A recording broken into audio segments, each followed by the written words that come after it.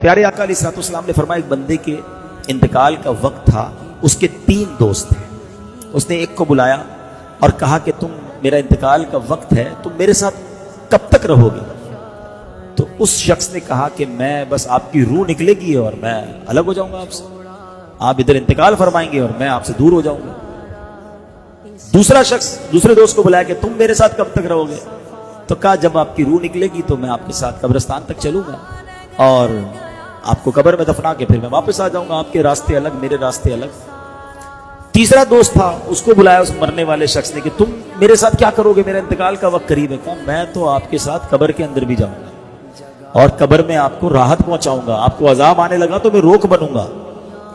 اب نبی پاک علیہ السلام نے فرمایا بتاؤ کون سا بندہ دوست اچھا ہے جو مرنے کے بعد قبر میں بھی کام آئے؟ نبی پاک نے فرمایا پہلا وہ شخص یا پہلا وہ دوست جو مرتے ہی تعلق ختم کر دے گا، وہ پتہ ہے کیا ہے؟ فرمایا تمہارا مال۔ دوسرا دوست جو قبرستان تک تو ساتھ آئے گا، فرمایا وہ تمہارے گھر والے ہیں، غسل، تدفین، جنازہ اس میں شرکت کر لیں گے، کچھ دیر تک تمہارا، کچھ دنوں تک تمہارا ذکر کر لیں گے، مگر پھر وہ بھی زندگی میں مصروف ہو جائیں گے۔ کسی اور کی بات کیوں کرتے ہو؟ اپنی کر لیتے ہیں نا، کسی اور کو چھوڑو۔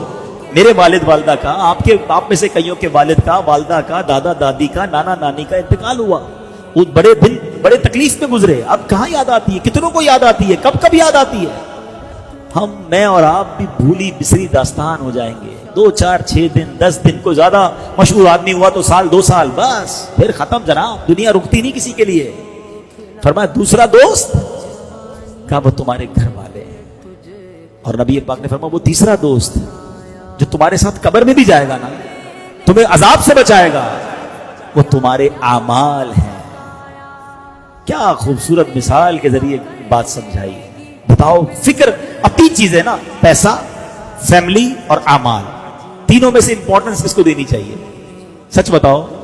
اعمال کو ہم دیتے کس کو ہیں؟ پیسے کو، اور پھر فیملی کو، گھر والے ناراض نہ ہو جائیں۔ پیسے کماتے بھی بچوں کے نام پر ہی ہیں یار، بچوں کو، فیملی کو، ڈبل ڈیوٹیاں تو اوور ٹائم تو کوشش بھائی اگر جائز طریقے سے کما رہے تو ٹھیک ہے، مگر اعمال کیوں چھوڑ دیا؟ حرام میں کیوں پڑ گئے؟ نمازیں کیوں قضا ہو رہی ہیں؟ کیونکہ یہ تو قبر میں جانا تھا، کوئی قبر میں نہیں آئے گا میرے ساتھ۔